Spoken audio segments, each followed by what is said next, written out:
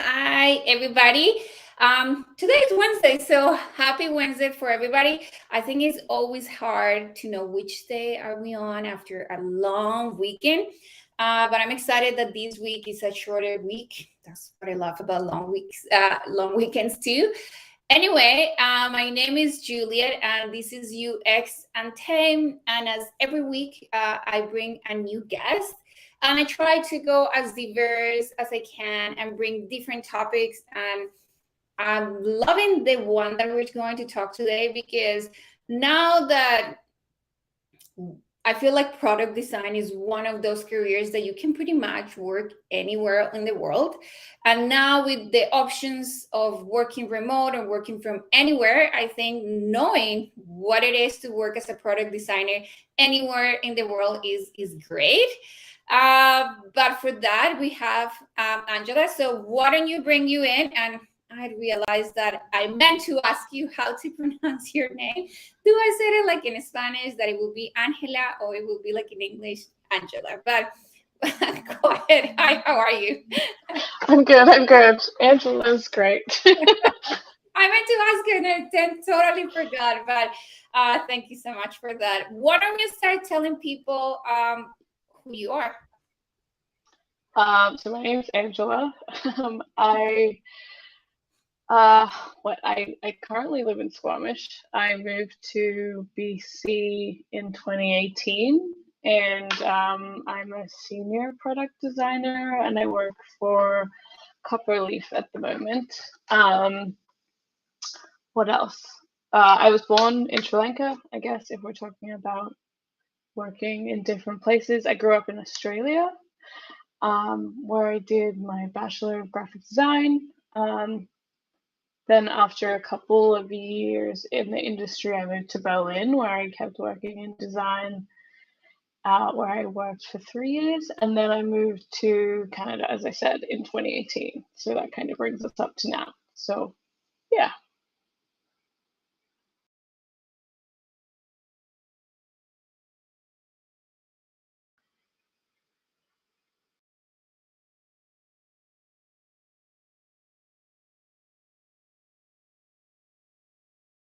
I think you're muted.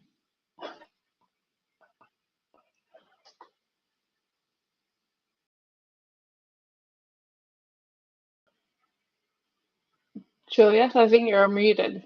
Can you believe that after like, I don't know how many I have done of this, I still get muted and I don't know how to move myself around, but why don't we tell people something unique and fun about you? Yeah, so I guess in relation to design, probably the most unique thing is that I've worked in a number of different countries. And yeah, I don't know. I think it's allowed me to really pursue traveling, whilst also working in the field, and that's probably been the best part. Um, but I guess it started just because I was like, there has to be something else, right? And then I kind of took a leap of faith and ended up in Berlin, and it kind of worked out eventually. That's not to say there was lots of tears and sadness in between where I kept, messing it up. But it's a journey, and it's been pretty nice. I mean, yeah, it's like it's studying from zero in a new country usually is hard. So I totally understand that feeling. I had the chance to live in New York, Barcelona, Canada. And well, I'm originally from Bogota, Colombia, but yes, it's one of those hard feelings that it never gets old. Starting from zero in a new country is hard. Okay, why don't we talk a little bit about how did you, oh, where first? I know that you didn't study UX design, so why don't you tell us a little bit like what did you study and how did you ended up as a product designer? Sure. So I was kind of finishing up high school, and I actually kind of in Australia, what you do is there's a deadline and you have to have applied to all the universities that you want to be considered for by that deadline. And actually on that day, my parents asked me like, okay, what did you apply for? And I was like, nothing. I didn't apply for anything. And so my mom was like, oh my God, okay, so what do you want to do? And I said, I like art. Art's good. It's my favorite subject. And she was like, okay, most artists are poor, so that's not going to quite cut it. How can we make some money out of this field? And that's how I ended up doing graphic design. And I think, at least from what I know from friends and even family, I got really lucky that just happened to be the right choice for me. I know that I have friends and, yeah, as I said, even family that are still looking for that right choice, and it's tough. So I'm very grateful that, you know, that's how that played out. How did I get into UX? So I guess the journey is probably similar to loads of entry-level designers. I kind of begged everyone to take my horrible graphic design straight out of university on and did everyone's logos and flyers and business cards and just, you know, hustled until I got a job. And actually it was it's a pretty rough journey. Like my first real job, 3 months into that real job, they were like, yeah, look, it's not working out. And I actually ended up going back to university to do a master's in fine arts because I was like, I don't know what I'm doing. This is going really horribly. And then after kind of enrolling and doing a year of that course, I ended up getting a job as a maternity cover. As a designer, a digital designer. So that was when I found myself working in a digital space for the first time. And it was really cool. It wasn't really what I had expected to end up doing. I guess starting in print and even, you know, being in that art space, I thought that I would end up doing all of those like brand design creations. And I really thought that that was the top was designing like amazing print books and things with foils and embossing and all of those fine details. But then, yeah, I got this job and it was awesome. I really liked working there, and that's how I ended up being exposed to UX. And so I guess at the time we were, as a team, kind of hiring UX specialists. And that's how I got exposed to that field. And then when I moved into Berlin, I got a little bit more exposure. And I think officially, like in terms of my experience, I got more of that at the end of that stint. And then it kind of continued as I was able to get experience in Canada. I love when people that love you kind of guide you into telling you, okay, why don't you do this? I think you will be good. Because, I mean, thinking back when I finished high school, I was pushed to do stuff that I didn't like. And I think if I think as today as where I am in my career, I said, oh, I would have loved to finish economics back there. This is a long time ago. Because I feel like that would have helped me so much where I am today. But at the same time, I wouldn't be here if I haven't finished that. So, but I love, yeah, like people that love you, how kind of guide you into something and can see beyond what you can see in front of you. And even though at the beginning you thought that it was not what you wanted, that same fear that pushed you back and back in is where it takes you where you are today. So I really love those a step of faith that we take based on what people see in us at one point. Mm-hmm. It's funny because I'm only realizing now like what the impact of some of those small conversations with parents or, as you say, loved ones are. And sometimes, like recently I went home to Australia and got to see my family after a long time apart, and I kind of brought up a few conversations with my dad where I was like, "Oh, Dad, you said I couldn't work at McDonald's when I was younger. What was the reason for that?" And he was like, "I don't even remember that conversation. What are you talking about?" And so it's really funny because you do think, like, as the person receiving that guidance, those are really big topics, right? And then sometimes you do bring them up with your parents and they're like, "I don't know, I can't remember." And you just realize, like, shit, how many of my other big decisions that I made throughout my life were part of these conversations that they don't remember. And I mean, again, it has to do with so many the perspective that we have at that point in our life, and um, we didn't know who we were, and again, yes, big deal, and then it's not a big deal for someone else beside us. But yeah, it's pretty cool to go back to those moments and learning that you were seeing it from somewhere else. Okay, so now you told us a little bit that you went into graphic design, and then you took a job, and this job took you into opening your view what is UX design. Um, what are the three? Oh, you mentioned a little bit this, but what are the three different countries that you have worked as a UX designer? And these will take us into the next questions. Sure. So I started, as I said, in Australia, and that's where I kind of did my university degree as well. And then I worked in Berlin, and then now I work in. I guess I am hired out of Vancouver, but COVID has kind of meant that I could move to Squamish, so that's where I currently live.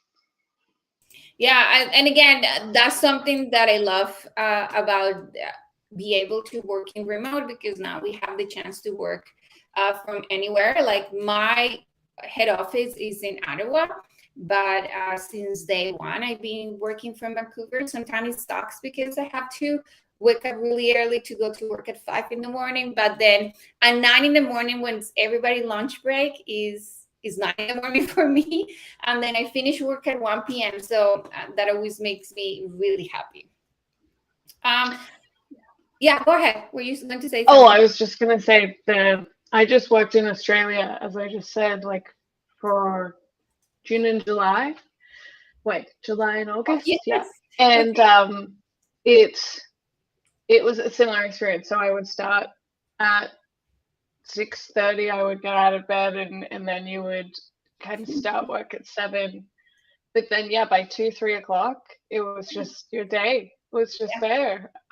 Which look, I think there's give and take. Like it's Mhm. kind of awful to wake up and go straight into meetings, and I think Yeah. that part was really not something I enjoyed because you're not awake yet and you're just like, oh, put a hoodie on, put whatever's on, and get to work, and then you're just there in front of your desk. And it was really challenging. It really made me appreciate that I can, go to the gym or do something before work and really ease into it, because it's tough to just like be awake and at your desk, and then Mhm. like 3 hours go past and it's your lunchtime and everyone else is just like just starting their day, and it feels really strange. But I think one of the awesome things was that by midday all of my meetings were finished. Yeah. And so you really got those like extra 3 4 hours to crunch out all of the work undisturbed that you needed to get done. So that was awesome. Yeah. Well, I feel like again in summertime, it's such a great time after you finish work for me at 1 p.m. and then you have pretty much the whole evening, like you have a whole day in front of you to do so many things. Before we continue talking about how amazing is this, we can go back to the topic of today that working as a product designer in different countries. What would Mhm. you say that is one of the main, they're the main difference between countries um, working as a designer? Um, I think it's also reflective of where I was in my journey as a designer too. So, as I said, in Australia when I was starting out, it was really tough. Um, it's tough to get people to trust that you'll be a good addition to their team as a new person. I think especially when you just come out of university and you're full of life and you're really excited, and then 9 times out of 10 somebody tries to take advantage of your newness. And you do get kind of uh, almost, I don't want to say abused. It's definitely not abuse, but it's people definitely trying to take advantage of your naivety, and it sucks. And it's kind of one of the things I tell the people that I mentor is, if things feel weird, they probably are really weird, and you should definitely trust that intuition. And there will be better jobs out there. It's never going to be the one where you're like dreading going in there in the morning. Trust those instincts. So yeah, that was Australia. It was new, it was fresh. I think I was trying to do that hustling piece, but also at the same time trying to make up cost prices for things that probably blew way out of proportion and ended up being what I thought would be a 5-hour job was 30 hours, which meant I was making like, I don't know, $1 an hour or something ridiculous like that. But all of this is good experience. I think that's how you learn. And then when I worked in Berlin, I think I was a little bit more, I understood like the office culture, and I kind of had that skill, which it's weird to call that a skill, but I think it is a skill. I understood that a little bit better. The huge difference in Germany, I think, compared to Australia, is that as an employee, you're really given a lot of benefits and choice. I think Germany gets like 25 to 30 days of vacation a year, and it's really important to the employer that you take it. And that is something that also makes the workplace somewhere where you see a lot less now working in North America, a lot less people burning out, because they really do get forced, and I mean forced, to take those vacation days and to take a lot of people end up doing like staycations, so they just stay in the city and they just hang out and they do whatever they wouldn't do if they were going to work. And it's nice. People are a little bit more relaxed about deadlines and grinding and hustling to do work. So that was a huge difference from Australia. And then BC, I guess for me, I've been really lucky. I kind of came over here and didn't really realize that I had gotten to like 8 or 9 years of experience because I was traveling while I was gaining that experience. So it meant that as a senior, the job market kind of opened up a lot for me, and I was able to, I wouldn't say choose, but I was able to be selective about the things that I was interested in working in, the spaces, the industries, these kind of things. And I kind of made sure that I curated that a little bit and put a bit more thought than I would have in the past into what I was applying for. But I think BC has a really nice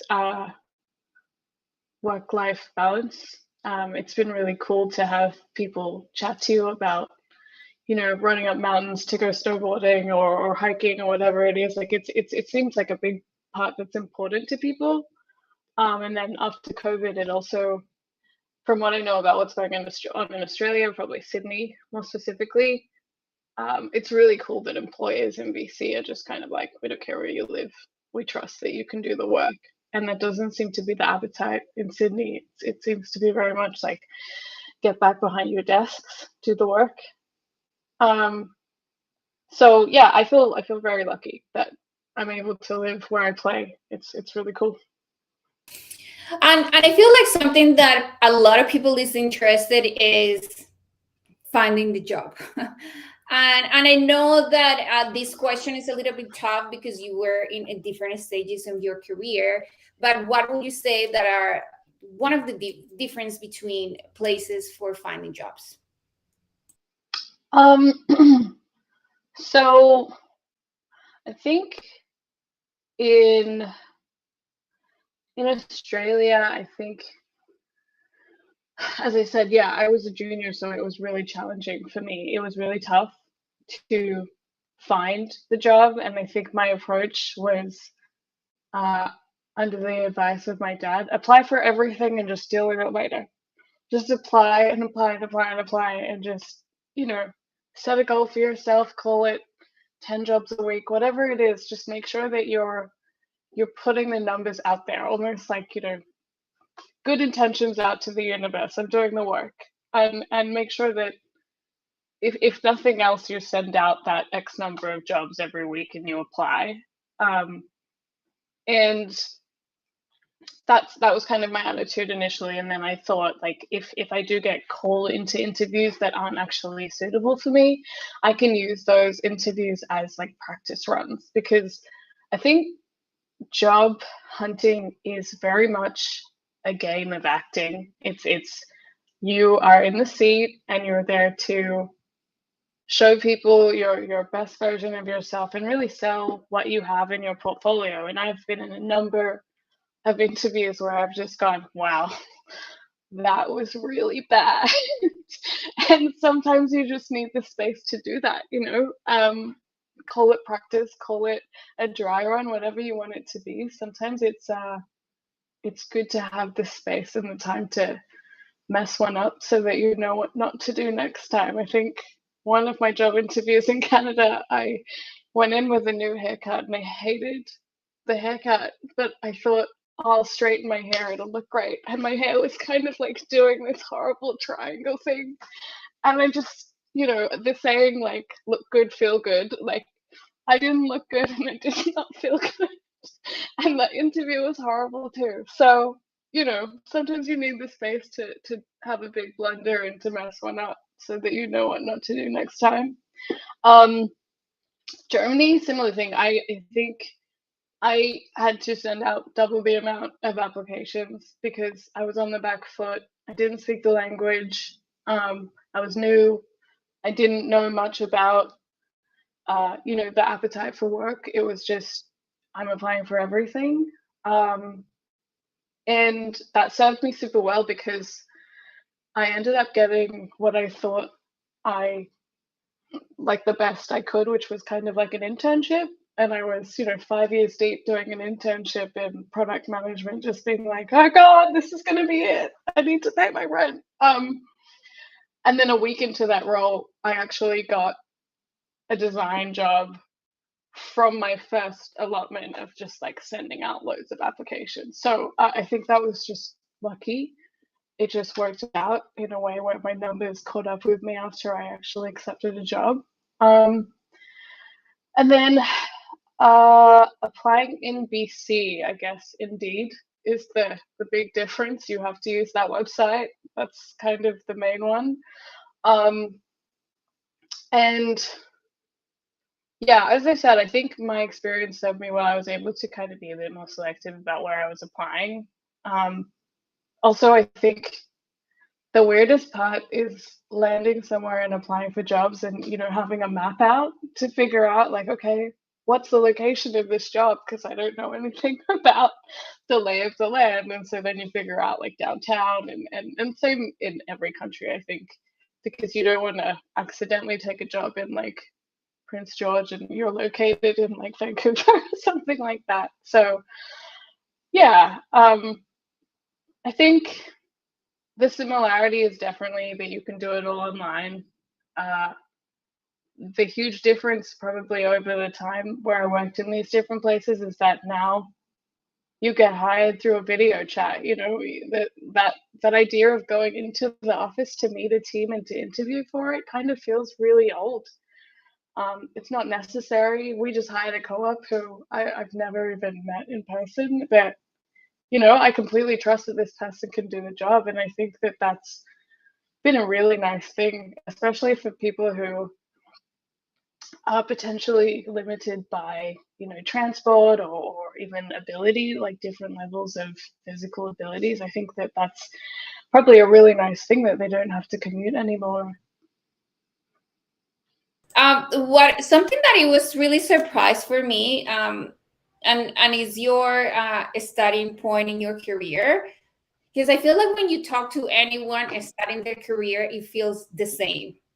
I feel like doesn't matter which country you are, that struggle of finding your first job and making sure that people believes that you have the skills and proving those skills, even if you don't have the work experience, I think is hard at any country. And then on top of that, you add not knowing the language in Berlin and being kind of new and not having that much experience.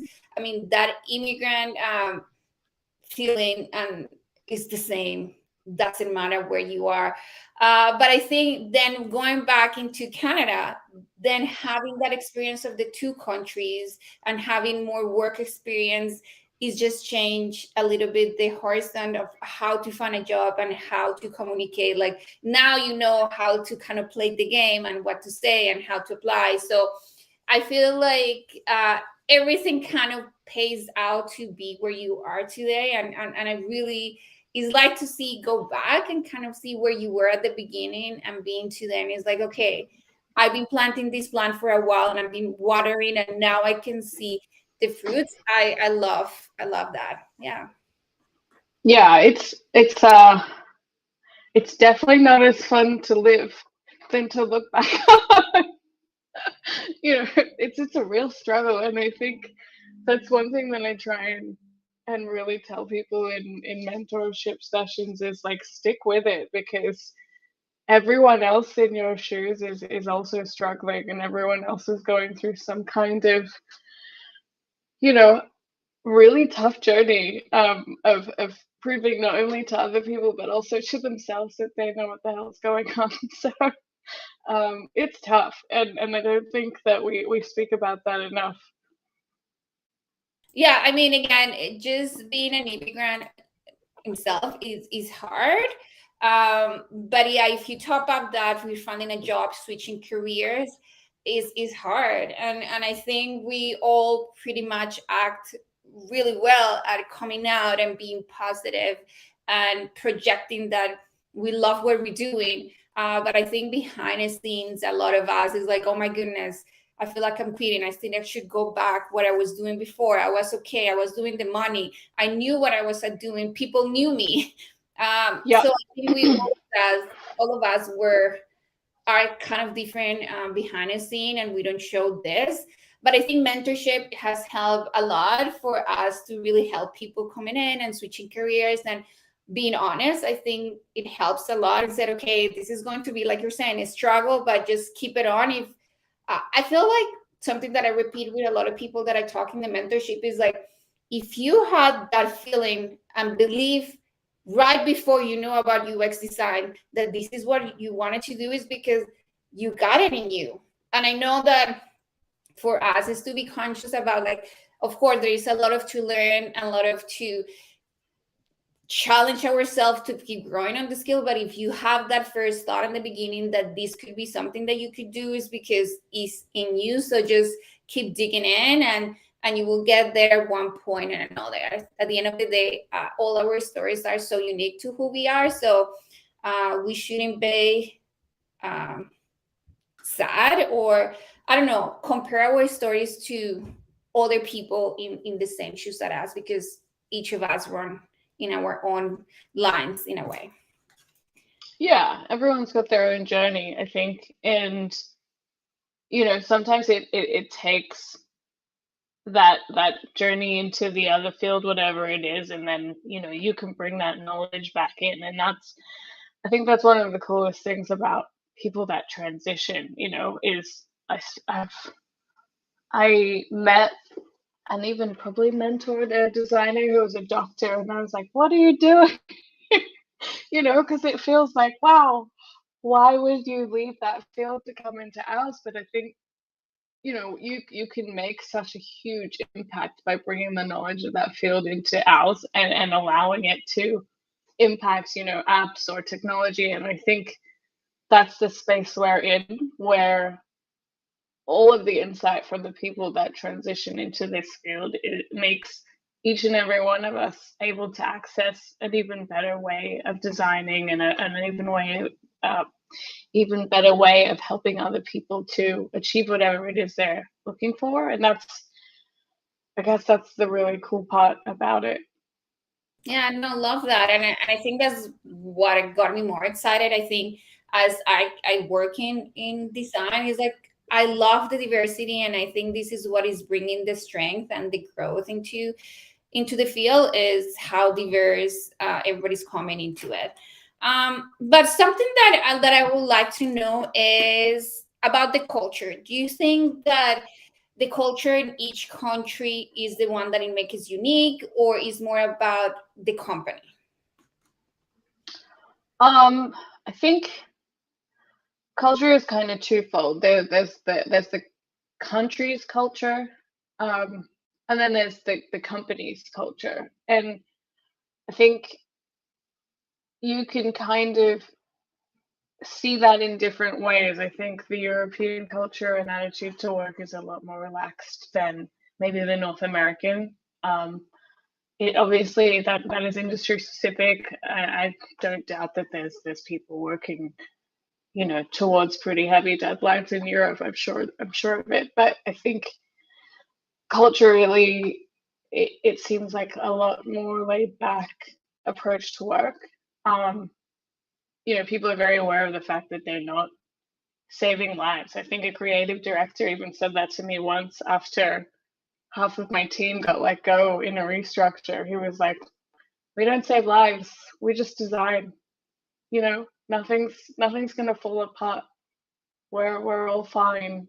And in that scenario, people were being paid out and they had packages to go home to. It wasn't like they were left on the floor without anything, which I know does happen. So that is specific to a scenario. I don't want to say that that's specific to all of them, but yeah, Australia is cool because I think you can really get these laid back cultures. But in the spaces that I worked in, both of them were very fast paced and not very forgiving either. And that meant that those were my first two initial jobs, and then I went into a space with like sports, and it was super chilled out and people were very relaxed. And so I think more than the country culture is probably about the industry that you're working in and the space. I know that agency globally is a slog. You have deadlines, you are billable. Every hour that you work needs to be put out to a client, and that makes it incredibly fast paced. And also like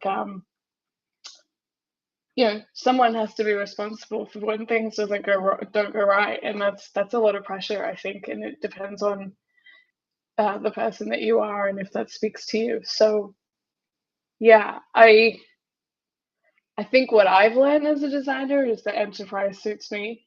I like those long deadlines. I like really getting to know the clients who I'm working for. I really I feel closer to the product in that way, and uh, I don't feel like at the end of handoff, that's it, and I'm on to a new project. You get to see the results of the fruits of your labor almost. You get to plant seeds, you get to see how they go, you get to ask your clients, like, are we reaching the goals that we set out to accomplish with you? And you get to hear them say, absolutely not. You said a month ago that you would deliver this and it hasn't worked out. And you can set better goals next time. So,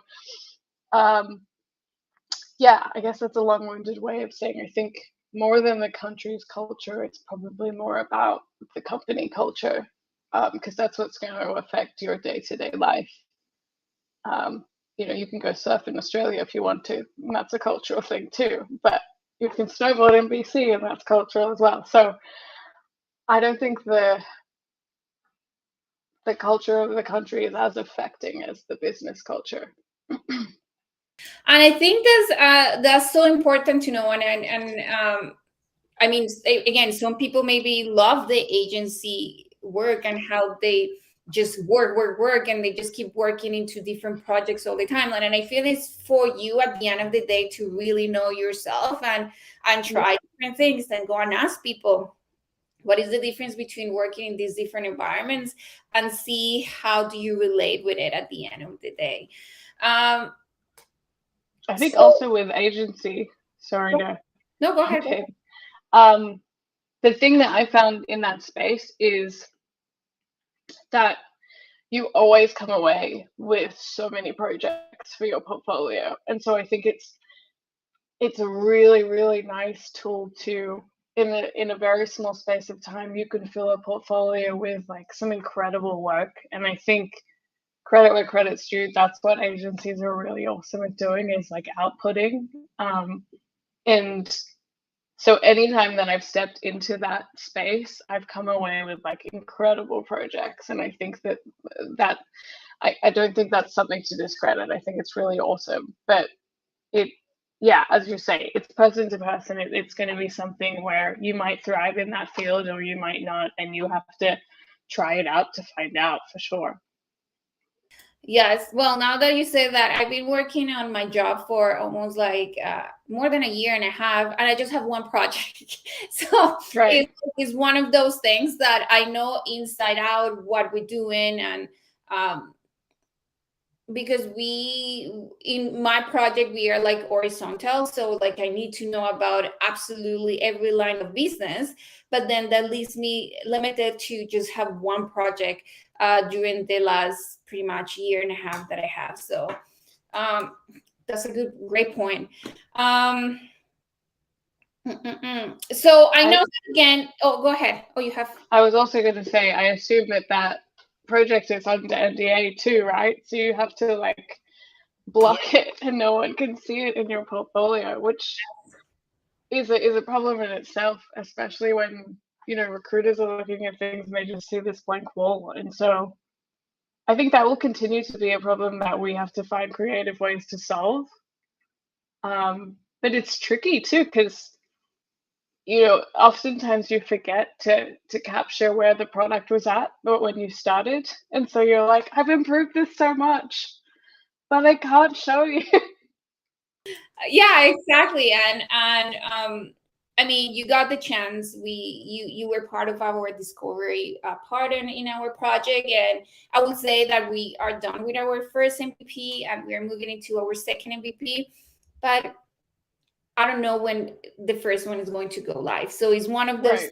that I cannot even show you anything at this point. But I mean, this is a different topic, and I think that goes a Yeah. little bit with the public sector. But I know that again, you work in different times in each country. But if you could give us like an overview of how to compare the job markets on each country. Sure. Yeah, I think from what I said about entry level opportunities, I think to be super honest, it seems exactly the same. And that was that was 12, 13 years ago. I think I'm aging myself there. But it definitely feels just almost the same in terms of like how few jobs there are and how many people are in that pond. And yeah, I can definitely empathize with anyone who's in that position now where it just feels like there's nothing. So that part of the job market seems the same. And then I think conversely, like as a senior, I think the job market obviously has had a bit of a spike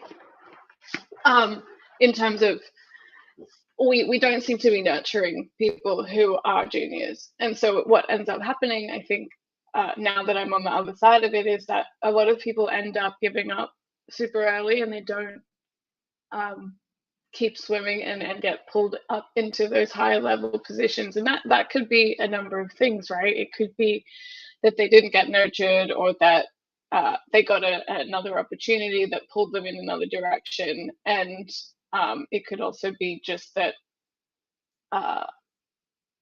they just didn't really.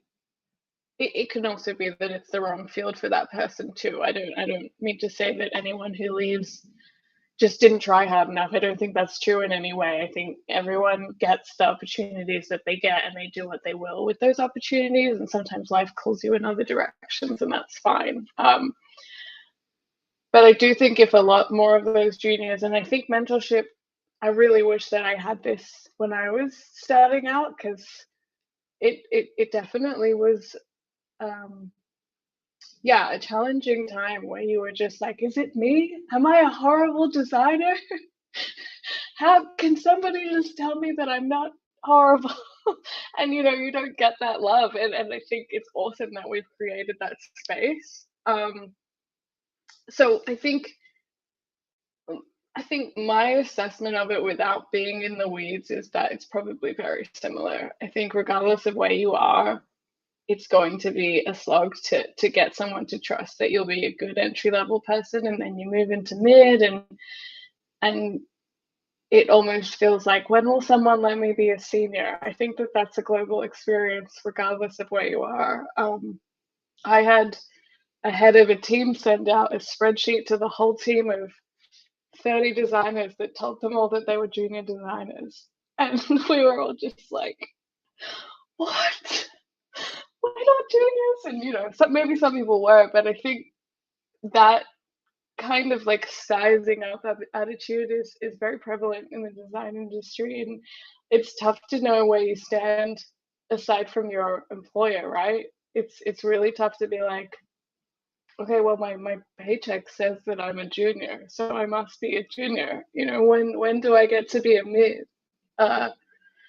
So in that way, in terms of levels, I think it's the same. I don't think that it's any better anywhere else. It's yeah, that's a long-winded answer for that one. Oh, I love that point that you just is like where I am, and I got hired as a junior entry level, but then all the skills that I show and all the things that I do doesn't feel like I'm a junior. But again, there maybe because again UX could be like a new career for so many companies, and there are no this structure of like what does it mean growing, like what skills should I be showing to my employees or what I'm working to move into the next level. So I feel like again there's a lot of companies that organizations that still miss that steps to take to move up.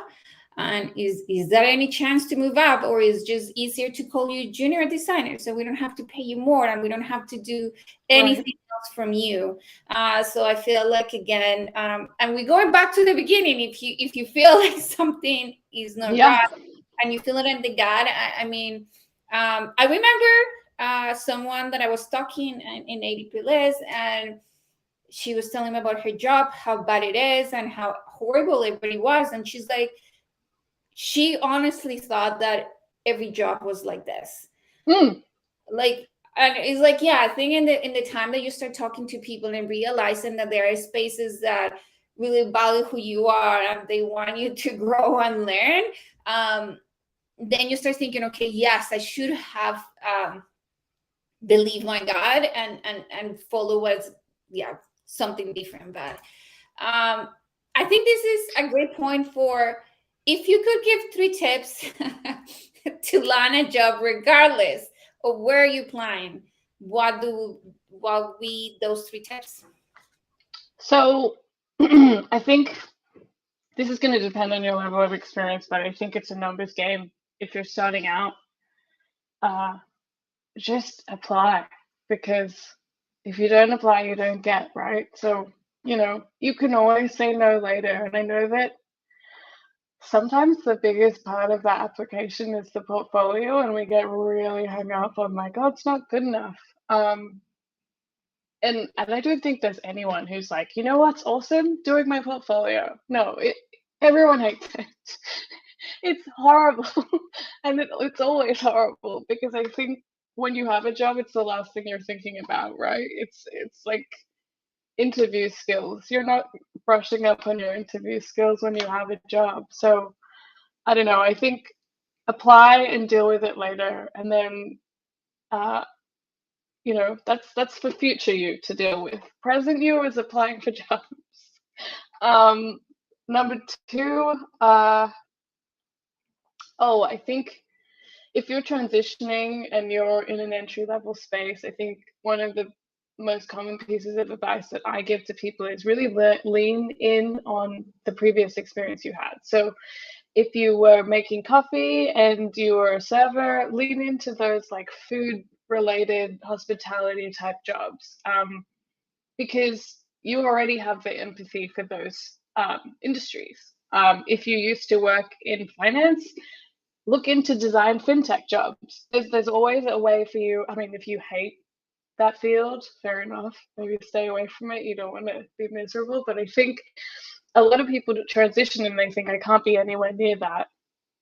But you already have established that empathy with the client. You already understand the frustrations that those people experience because you worked so closely to those industries. And I think that that's a really awesome thing to leverage and to make yourself stand out. Is if 100 other people are applying for a role in their entry level, but you're, the 1 in 5 who've actually experienced that industry and can bring added knowledge to it, then I think that that makes you a standout person. So lean into whatever your previous experience was. I think it will always end up with you having a lot more empathy for the clients than other people have to learn. I think as designers, we switch industries and then we have to relearn how to empathize with those clients, and being a step ahead of that is really awesome.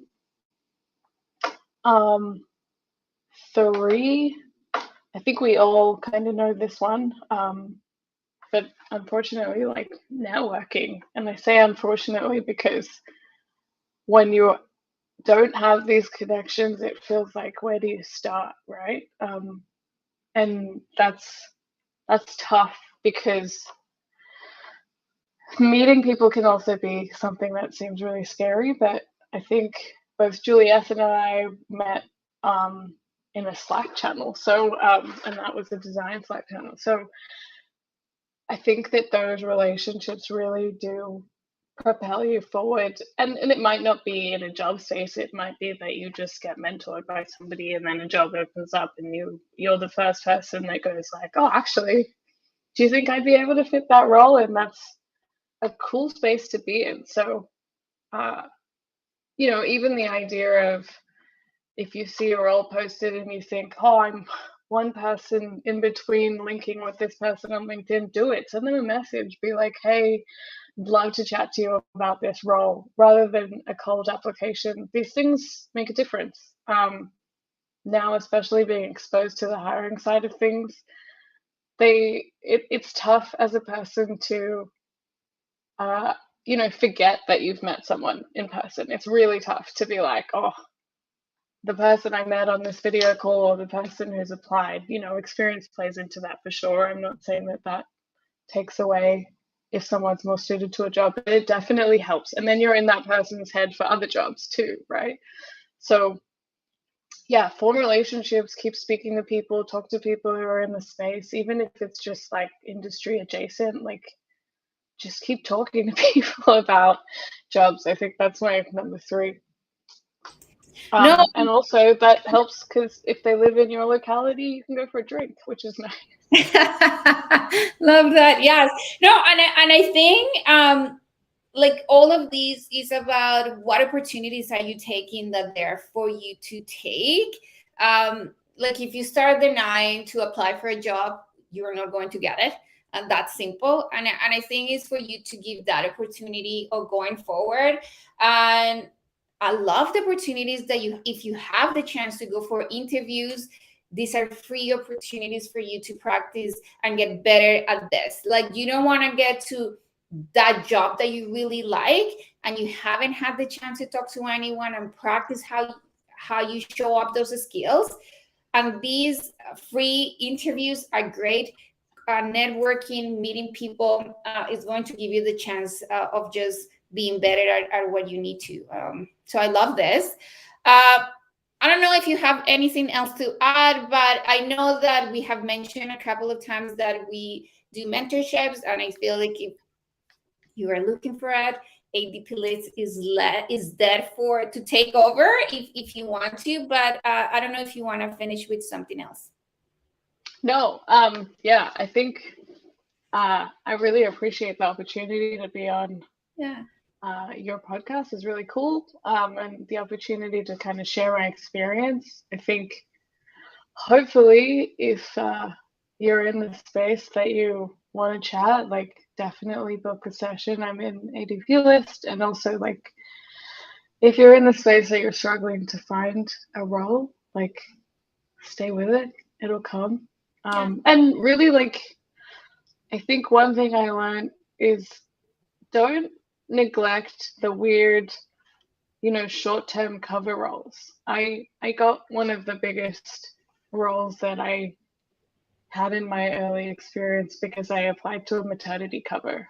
Within a week, they were like, "Would you like to stay permanently?" And I was like, "Oh, was anyone even pregnant? What just happened?" So, maybe it was just a way for them to vet people. I'm not really sure, but sometimes it is those short contract roles that end up being really big roles in the end. So, try all the options. Why not? Why not? Yes. And again, for people who is watching it and listening to us, if you haven't subscribed to UX in Time, make sure that you do, so you keep meeting people like Angela. Every week, I bring someone new to share something different. So, yes, don't forget to subscribe. And thank you so much, everybody. Have a great day. Thank you. Thank you. Thanks. Bye.